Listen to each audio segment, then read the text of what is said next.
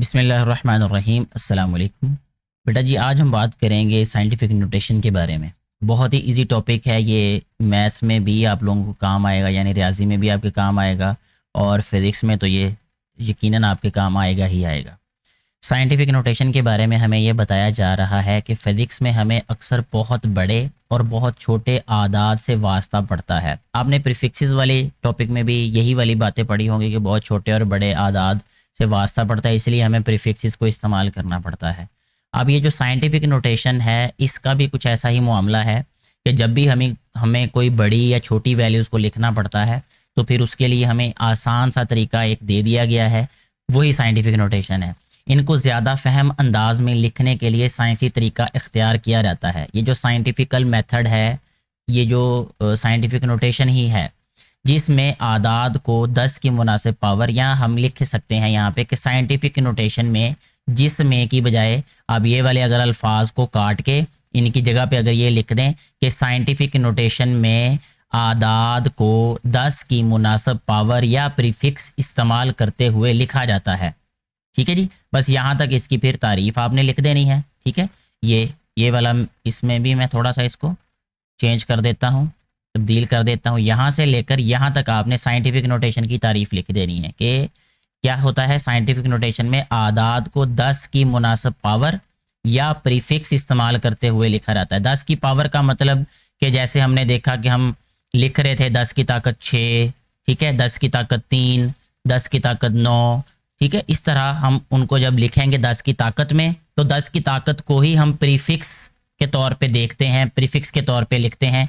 ये मैं थोड़ा सा आपको ज़रा प्रीवियस जो टॉपिक था उसमें भी दिखा देता हूँ। देखिए, ये सारे के सारे जितने भी प्रीफिक्सेस हैं, ये 10 की ताकत में लिख के हमें दिए हुए हैं। इसका मतलब ये है कि अगर हम जो कोई नंबर है उसको 10 की ताकत में लिख देंगे तो उसको प्रीफिक्स में बदलना आसान हो जाएगा, यानी प्रीफिक्स के तौर पे उसको ज़ाहिर करना आसान हो जाता है, जिसे साइंटिफिक नोटेशन या स्टैंडर्ड फॉर्म कहते हैं। अब इसका एक नाम तो साइंटिफिक नोटेशन है और दूसरा इसको स्टैंडर्ड फॉर्म भी कहते हैं। चाँद ज़मीन से इतने जो है वो मीटर के फासले पर है, यानी 384,000,000 मीटर के फासले पर है। चाँद और ज़मीन के दरमियान फासला को 3.84 ज़रब 10 की ताकत 8 मीटर से भी बयान किया जा सकता है। ठीक है जी। आदाद को इस तरह बयान करने से इन आदाद में मौजूद सिफरों से छुटकारा मिल जाता है, यानी जो इतने सारे सिफर थे लिखे हुए, इनसे हमें आज़ादी मिल गई। हमें यहाँ पे देख लें, सिफर नहीं लिखने पड़े, इसमें सिर्फ 10 की ताकत लिखनी पड़ी है। साइंटिफिक नोटेशन में कोई भी अदद 1 ता 10 के दरमियानी अदद को इशारी अज़ाफ़ के साथ बयान किया जाता है। अब ये देखें, जैसे ये वाला हमारे पास एक नंबर है 3.84, तो ये वाला जो नंबर होगा ये 1 से 10 के दरमियान ही आएगा हमेशा। ठीक है, जैसे अगर मैं मिसाल के तौर पे आपको लिख के दूँ, यहाँ पे हम लिखें 9, 8, 7, 6। अगर इसको साइंटिफिक नोटेशन में हमें लिखना होगा तो हम इसको लिखेंगे 9.876। ठीक है, ये मैं पहले वाले टॉपिक में भी थोड़ी सी बात कर चुका हूँ साइंटिफिक नोटेशन के बारे में। यहाँ मजीद आपको बता देता हूँ कि बाएं तरफ से जो भी बाएं तरफ से हमारे पास हिंद से होंगे, शुरू होंगे, तो पहला जो गैर सिफरी अदद होगा उसके बाद अगर हम ये इशारिया लगा दें तो वो जो नंबर है उसको साइंटिफिक नोटेशन में लिखा गया होता है। ठीक है जी। अब जैसे साइंटिफिक नोटेशन में कोई भी अदद 1 ता 10 के दरमियानी अदद को इशारी आज़ाफ़ के साथ बयान किया जाता है। मसलन 6275 के अदद को हम लिखेंगे 62.75 ज़रब 10 की ताकत 3। अब देखें, ये क्योंकि 10 की ताकत 3 एक प्रीफिक्स किलो है, तो इसलिए उसको 10 की ताकत 3 में तब्दील कर दिया। इसको 4 में भी लिख सकते थे अगर हम यहाँ पे लेके आते इशारिया। जैसे यहाँ पे देखिए, उन्होंने बता दिया साथ ही हमें कि 10 की ताकत 3 आया, इसको 10 की ताकत 4 भी लिख सकते हैं, 10 की ताकत 5 भी लिख सकते हैं। यहाँ पे कि जैसे जैसे हमने इशारिया को दाएं या बाएं लेके जाना है, वैसे वैसे ही जो ताकत है उस पर फ़र्क पड़ेगा। अगर इशारिया को हम दाएं तरफ से बाएं तरफ लेके आते हैं तो 10 की ताकत मुस्बत होगी, और जितने हिंद से जितने नंबर हम इशारिया को दाएं से बाएं लेके आते हैं उतनी ही ताकत लिखी जाती है। जैसे अब यहाँ पे किसी जगह पे इशारिया नहीं है, तो इसका मतलब आखिर में मौजूद है, तो इसको अगर हम यहाँ लेके आएंगे तो 6275 ज़रब 10 की ताकत 1 आ जाएगा। यहाँ लेके आएंगे तो 10 की ताकत 2 आ जाएगा। यहाँ लेके आएंगे 10 की ताकत 3, यहाँ 4 और यहाँ पे 5 हो रहेगा। यानी जितने हिंद से हमने इशारिया को आगे लेके जाना है उसकी असल जगह से, यानी उसकी जो जिस जगह पे वो अभी मौजूद है वहां से उसको जिस जगह पे लेके जाना है उसके दरमियान में हमने हिंद से गिन लेने हैं, उतनी ही 10 की ताकत लिख देनी है। तो वो साइंटिफिक नोटेशन में लिखा जाता है नंबर।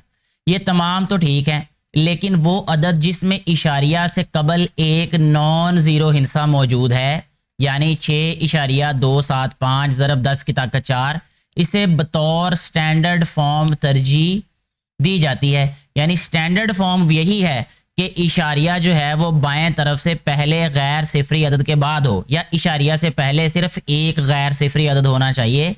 अगर इस तरह लिखा रहेगा तो वो स्टैंडर्ड फॉर्म होगी। ठीक है जी। इसी तरह 0.0000045 सेकंड की स्टैंडर्ड फॉर्म 4.5 ज़रब 10 की ताकत नफी 4 सेकंड है। ठीक है जी। तो इस तरीके से हमारा ये वाला जो टॉपिक था ये वाला मुकम्मल हो गया है। कोई सवाल हो तो नीचे कमेंट करके पूछ लीजिएगा। आगे बढ़ते हैं अब, क्योंकि ये वाले छोटे छोटे टॉपिक जो हैं ये भी अभी हम इसको क्लियर कर लेते हैं।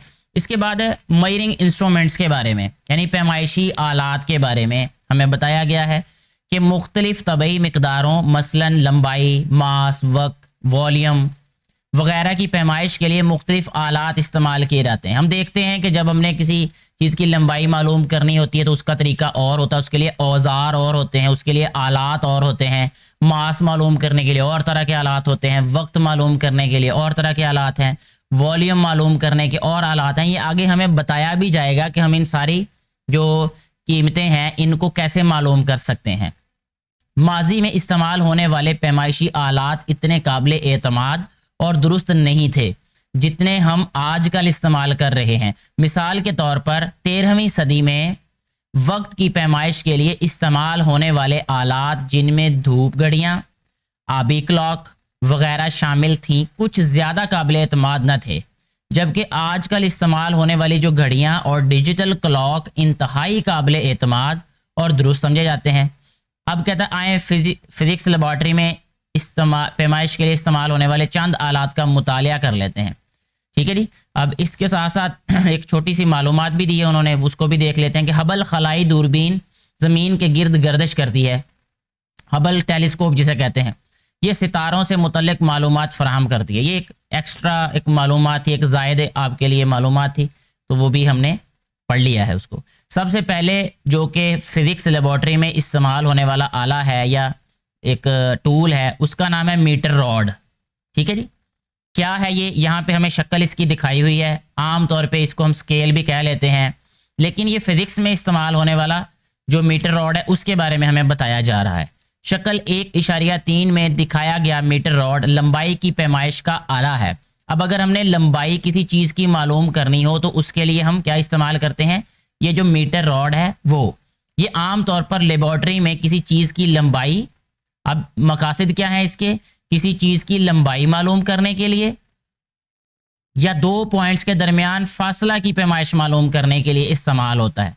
ठीक है जी। इसके मकासद क्या है कि किसी चीज़ की लंबाई मालूम करनी हो या दो पॉइंट्स यानी दो नुकात के दरमियान जो फासला है उसकी पैमाइश मालूम करनी हो तो हम मीटर रॉड इस्तेमाल करते हैं।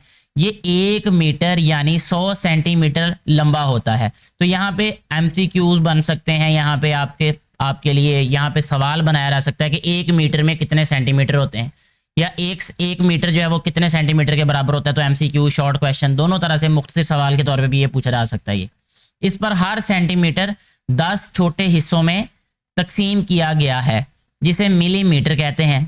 ठीक है जी। तो इसका मतलब कि 1 सेंटीमीटर 10 मिलीमीटर के बराबर हो गया। मीटर रॉड पर कम से कम रीडिंग 1 मिलीमीटर है। अब आपने गौर करना है कि जो मीटर रॉड है ये वाला, इस पर सबसे छोटी इकाई जो है वो 1 मिलीमीटर है। ये मीटर रॉड का लीस्ट काउंट कहलाता है। यानी लीस्ट काउंट किसी भी आले की वो कम से कम जो लंबाई होती है जो वो आला माप सकता है, या वो कम से कम उसकी पैमाइश होती है जो उस आले की मदद से ली जा सकती है। यानी कम से कम छोटी से छोटी वो लंबाई या मिकदार होती है जो उस आले से हम पैमाइश कर सकते हैं या माप सकते हैं, वो उसका लीस्ट काउंट होता है।